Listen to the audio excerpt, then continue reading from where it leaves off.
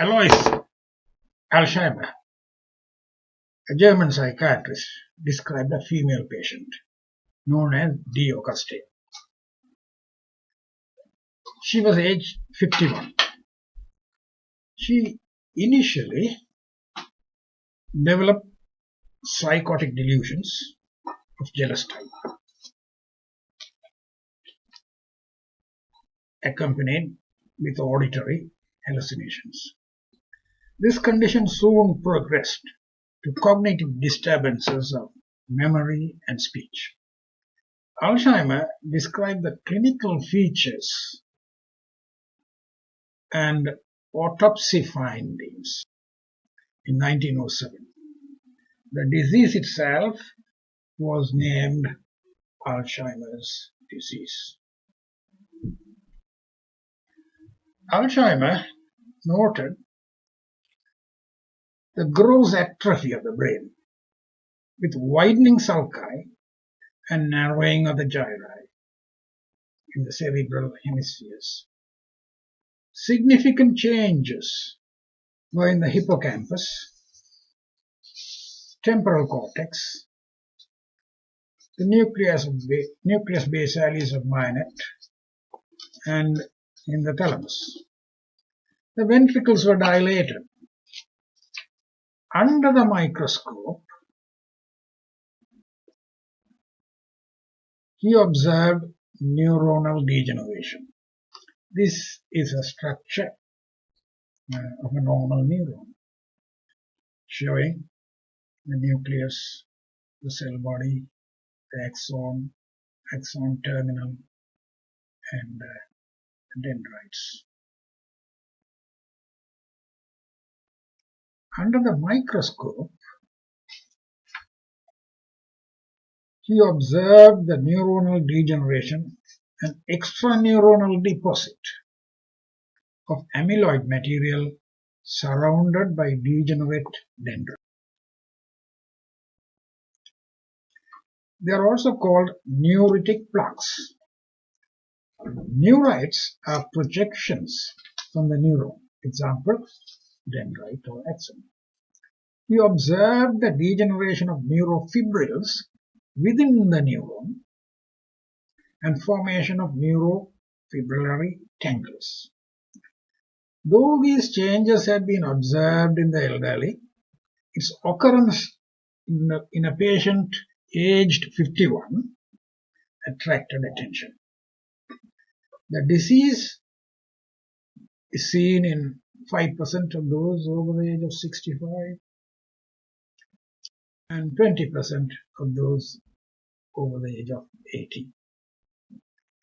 Age-specific incidence is same for men and women, approximately women showing 50% excess prevalence, explained by the greater number of risk women living their longer life.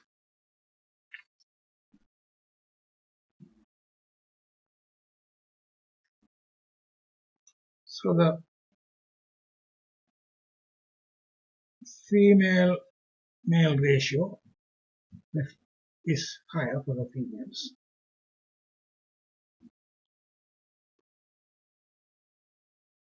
The characteristic features of Alzheimer's would be called degeneration of neuron, extracellular amyloid deposits, amyloid angiopathy, and neurofibrillary tangles, and cholinergic disease. These are the hallmark of the disease. Electron microscopic evidence shows that the neurofibrillary tangles appear as paired helical filaments. Tau is a microtubule associated protein that stabilizes the microtubules that convey glycoprotein to cell organs. In AD or Alzheimer's disease, This protein is hypophosphorylated, as shown in the earlier slide, and leads to the formation of fibrillary tangles. Amyloid plaques contain a toxic form of beta amyloid, beta amyloid 42 with amino acids. The pathophysiology of amyloid, the function of amyloid, is not clear. The amyloid is derived from a longer chain called amyloid precursor protein, a transmembranal protein seen across all cellular membranes. Amyloid is derived by cleavage at its transmembranal domain. Amyloid precursor protein is believed to be involved in synaptic formation and regulation of neural plasticity in the central nervous system. Number of genetic mutations have been identified in amyloid precursor protein gene predisposing to formation of beta amyloid found in the plaques. Enzymes named alpha secretase, beta secretase, and gamma secretase are involved in cleaving at the transmembranal region of the APP to produce beta amyloid. In doing so, they may produce beta amyloid with 40 amino acids, which is called beta amyloid 40, or beta amyloid with 42 amino acids, called beta amyloid 42. Beta amyloid with a chain of 42 amino acids is seen in amyloid plaques and is considered to the pathological or toxic element, to be the pathological or toxic element. It is believed that 42 amino acid chains show abnormal folding, resulting in easily precipitable protein. Whether the plaque formation or the fibrillary degeneration is the primary process is at the moment not clear. Genetics. It has been observed that patients suffering from Down syndrome, dementia as early as 40 years or 50 years, their brains show extensive deposits of amyloid plaques and neurofibrillary tangles. Down syndrome associated with the trisomy 21 is interesting, as the APP gene is located in chromosome 21. Mutations of APP gene have been reported and appear to be an uncommon cause of familial AD.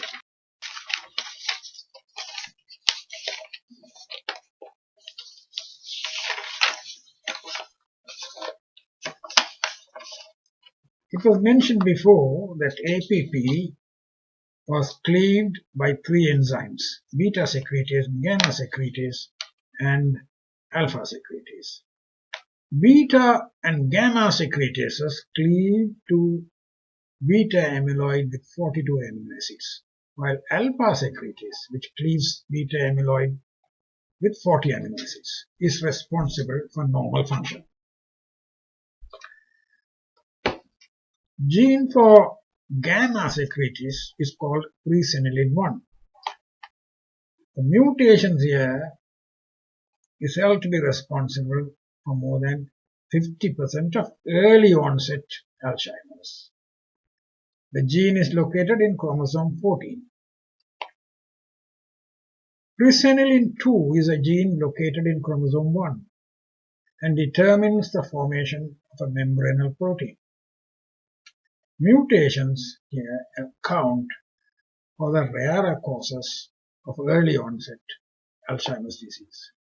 Early onset Alzheimer's disease is characterized by a strong family history and only forms 5% of all the Alzheimer's disease patients.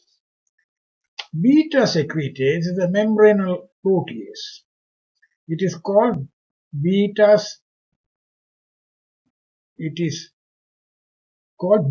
site APP cleaving enzymes or base. Inhibitors of the enzyme have been trialed. No mutations were known until recently. A Swedish study reported a mutation in the Golgi-derived vesicle. Alzheimer's disease in older patients is associated with a gene in chromosome 19, which influences the production of a lipoprotein called ApoE. This lipoprotein transports cholesterol. There are 4 types of ApoE lipoproteins having E1E1, E2E2, E3E3 or E4E4.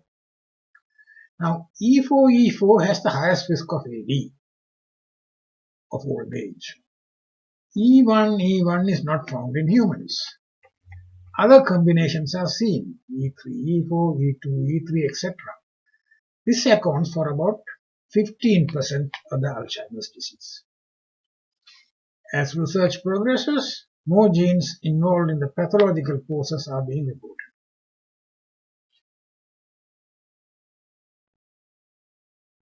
Old age, family history, Down syndrome, ApoE gene mutations of genes involved in beta amyloid 42 increases the risk of AD. I think we should start this somewhere. Major depression, hypertension, brain trauma are risk factors for AD. Diabetes, intellectual disability, smoking, aluminium toxicity have all been implicated. Clinical features are divided into 2 groups.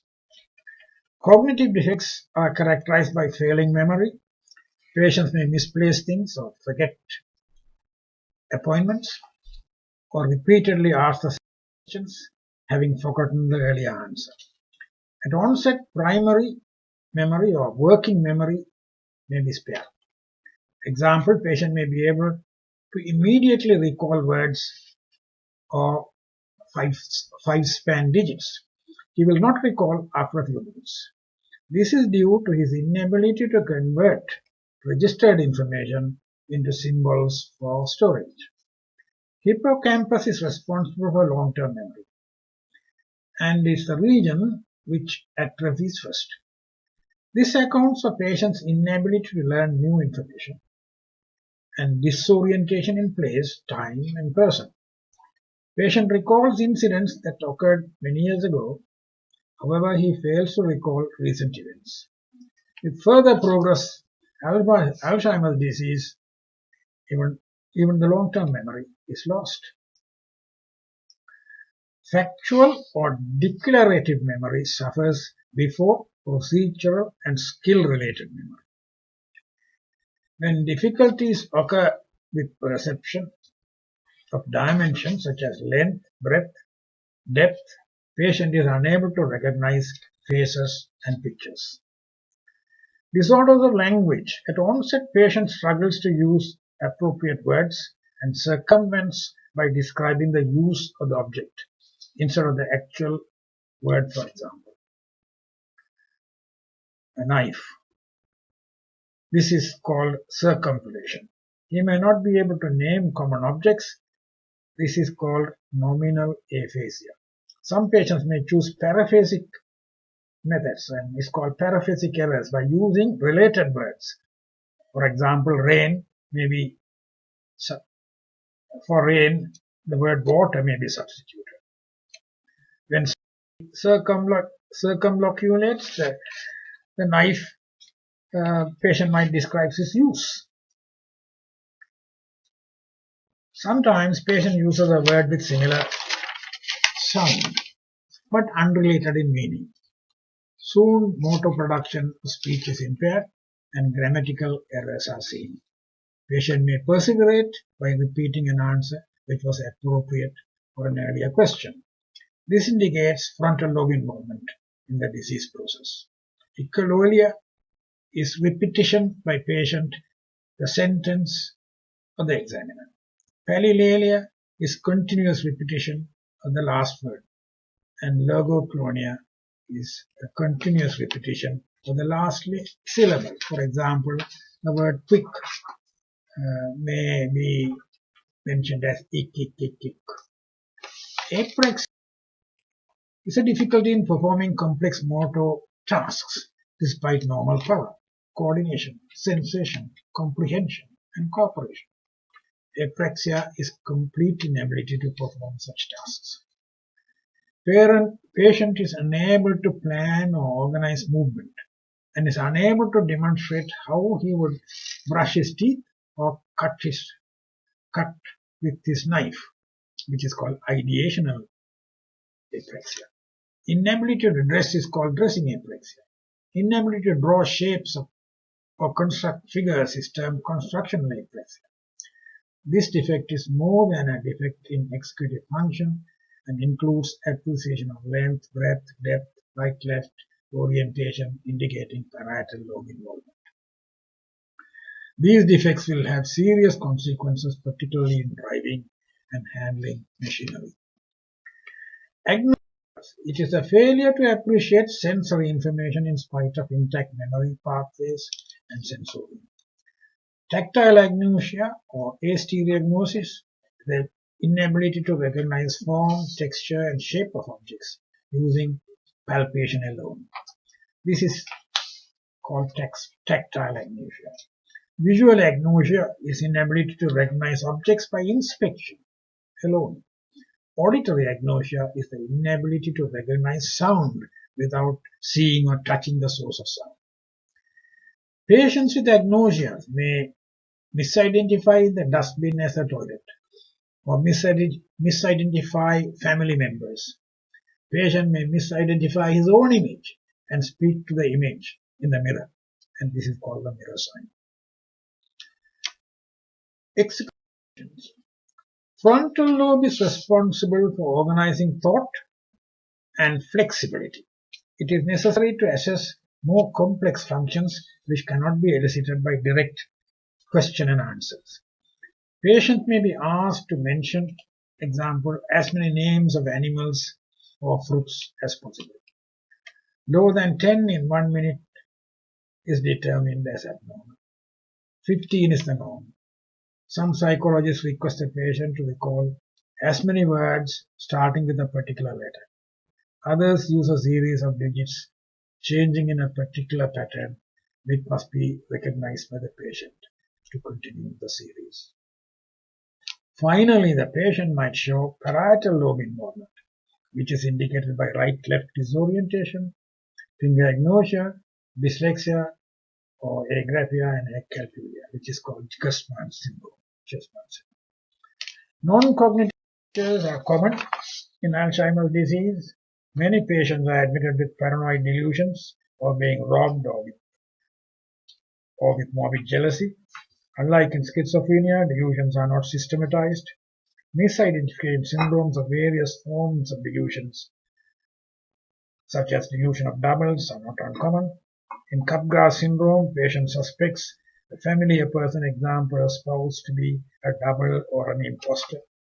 Visual hallucinations are more common than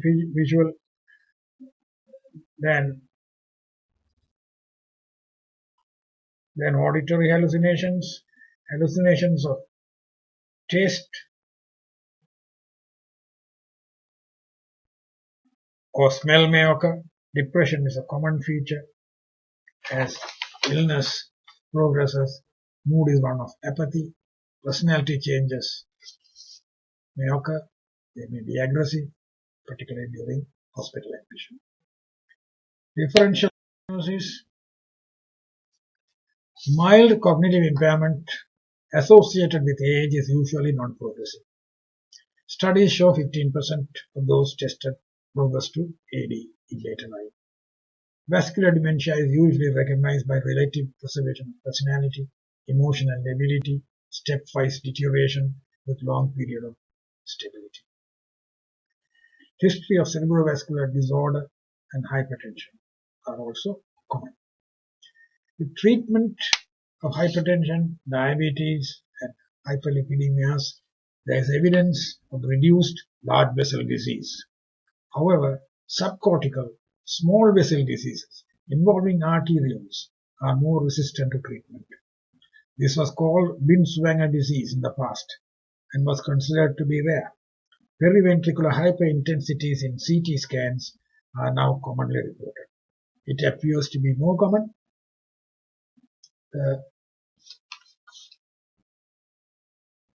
The other disorder that must be differentiated from Alzheimer's is cortical Lewy body disease. They account for about 15 to 20% of all dementias. These patients show Parkinson's features, episodes of confusion, vivid visual hallucinations in clear consciousness, and suffer frequent falls.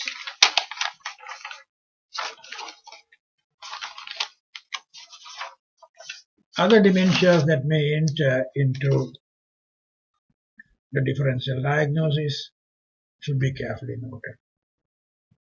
Look out for Parkinson's disease. I have already mentioned cortical Lewy body disease. Frontotemporal dementias sometimes present like Alzheimer's.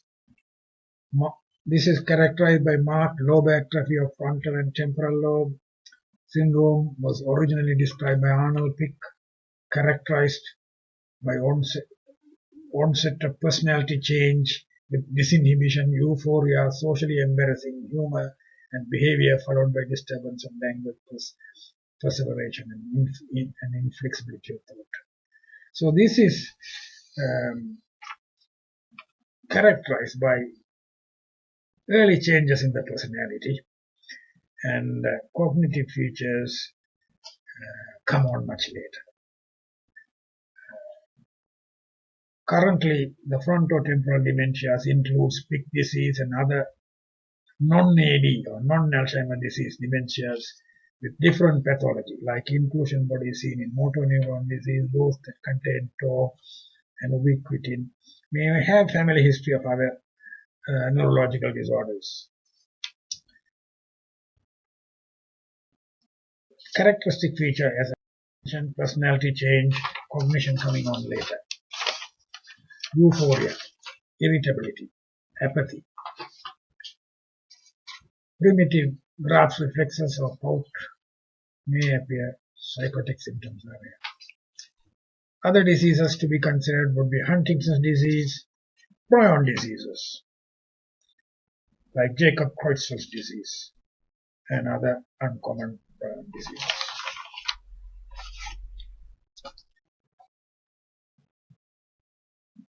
The most common presentation is a gradually progressive decline without distinguishing features.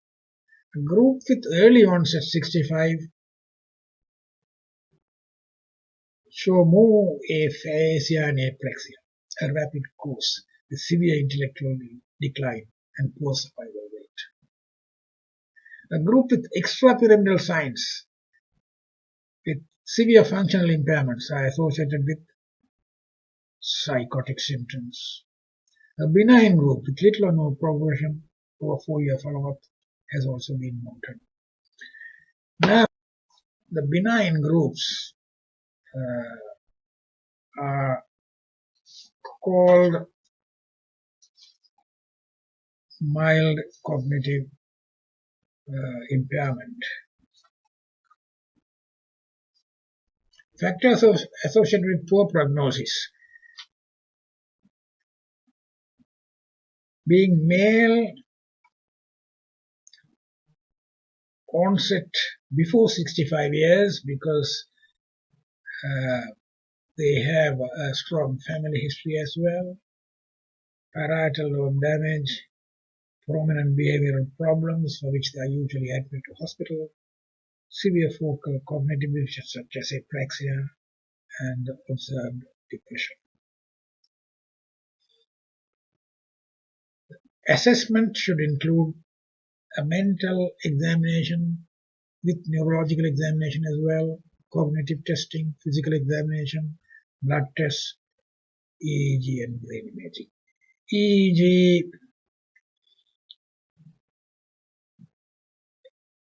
may show some slowing.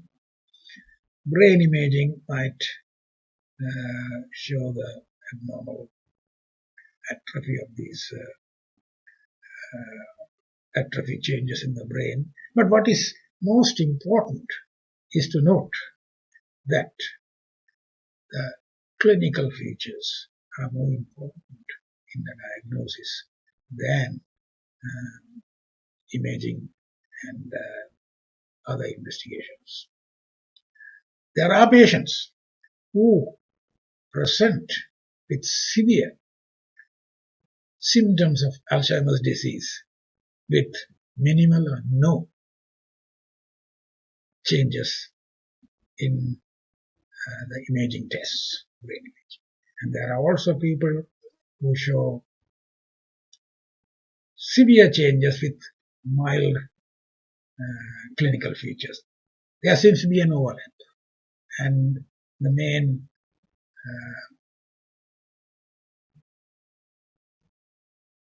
diagnosis should be based on the criteria outlined in the standard classificatory systems. There are a number of classificatory systems, NINCD and ADRDA criteria will be able to make a judgment about probable Alzheimer's, possible Alzheimer's, and definite Alzheimer's disease. Next.